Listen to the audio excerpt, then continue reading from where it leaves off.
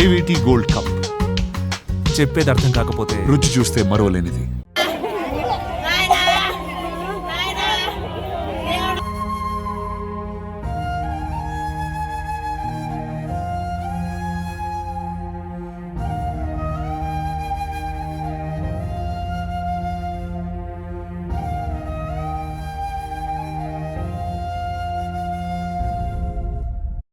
రక్తం పంచుకొని పుట్టారు. అన్నదమ్ములే అయినా ప్రాణ స్నేహితుల్లా పెరిగారు.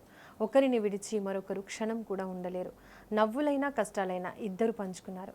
అలాంటి ఆ అన్నదమ్ముల అనుబంధాన్ని చూసి ఆ విధికి ఎందుకు అంత కన్ను కుట్టిందో.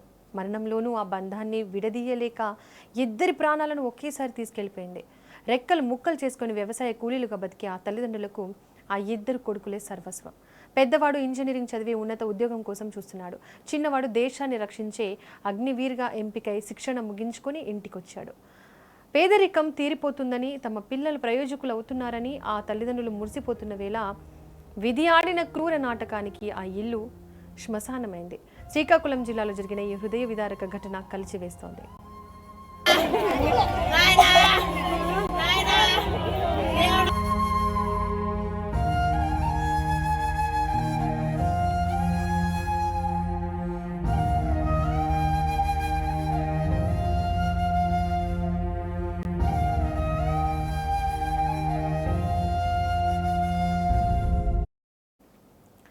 శ్రీకాకుళం జిల్లా పొందూరు మండలం మజ్జిలపేటకు చెందిన ఆశ్రీ నాయుడు వరలక్ష్మి దంపతులు నిరుపేద వ్యవసాయ కూలీలు.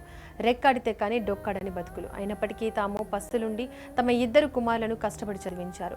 పెద్ద కుమారుడు రామకృష్ణ ఇంజనీరింగ్ పూర్తి చేసి మంచి ప్రభుత్వ ఉద్యోగం సాధించాలనే లక్ష్యంతో హైదరాబాద్లో ఉంటూ పోటీ పరీక్షలకు సిద్ధమవుతున్నాడు. చిన్న కుమారుడు విష్ణుమూర్తి డిగ్రీ పూర్తి చేసి దేశ సేవ చేయాలనే సంకల్పంతో గతేడాది అగ్నివీర్గా ఎంపికయ్యాడు. హైదరాబాద్లో కఠినమైన శిక్షణ పూర్తి చేసుకుని ఈ నెల 9న స్వగ్రామానికి చేరుకున్నాడు. చిన్న కుమారుడికి కేంద్ర ప్రభుత్వ ఉద్యోగం రావడం, పెద్ద కుమారుడు కూడా ప్రయోజకుడు అవుతుండడంతో ఆ తల్లిదండ్రుల ఆనందానికి అవధులు లేవు.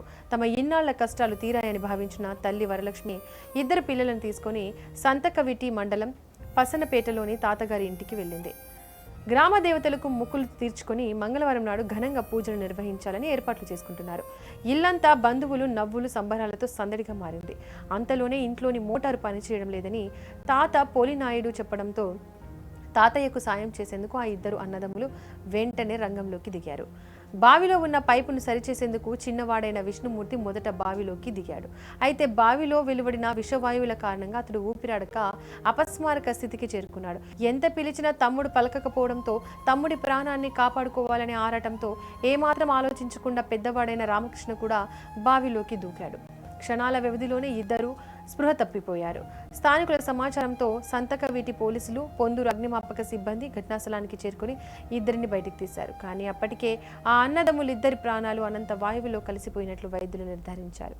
చేతికంది వచ్చిన ఇద్దరు కొడుకులు విగత జీవులుగా పడి ఉండడం చూసి ఆ తల్లిదండ్రులు గుండెల విసేలా రోధిస్తున్న తీరు చూపరుల చేత కన్నీళ్లు పెట్టించింది. తమ కష్టాలు తీరిపోయాయని అనుకున్నాం కదరా, ఇద్దరు ఒకేసారి మమ్మల్ని వదిలి వెళ్ళిపోయారా అంటూ ఆ తల్లి కొడుకుల మృతదేహాలపై పడి రోధిస్తున్న దృశ్యాలు గ్రామాన్నంతటిని శోకసంద్రంలో ముంచేసింది.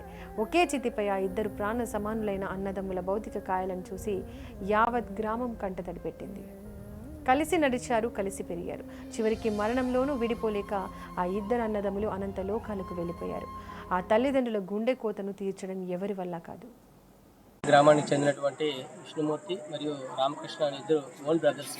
ఇద్దరు కూడా ఈరోజు గ్రామ దేవతోత్సవ మహోత్సవం సందర్భంగా పనసపేట గ్రామం వాళ్ళ అమ్మమ్మ గారి ఇంటికి వచ్చి గ్రామ దేవత పండుగ అనంతరం మోటార్ ఏదో పెరట్లో ఉన్న బోరుబావిలో ఉన్న మోటార్ రిపేర్ ఉందని రిపేర్ చేయ నిమిత్తం కుర్రవాడు అందులో దిగి ఆ కుర్రవాడు పైకి రాకపోవడంతో అతన్ని సేవ్ చేసే ఉద్దేశంతో తన బ్రదర్ కూడా కింద దిగి ప్రమాదవశాత్తు ఇద్దరు కూడా బావిలో మరణించడం జరిగింది.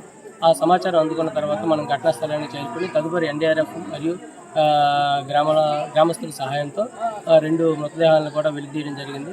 తదుపరి దర్యాప్తు నిమిత్తం వాళ్ళని శ్రీకాకుళం హాస్పిటల్కి తరలించడం జరుగుతుంది.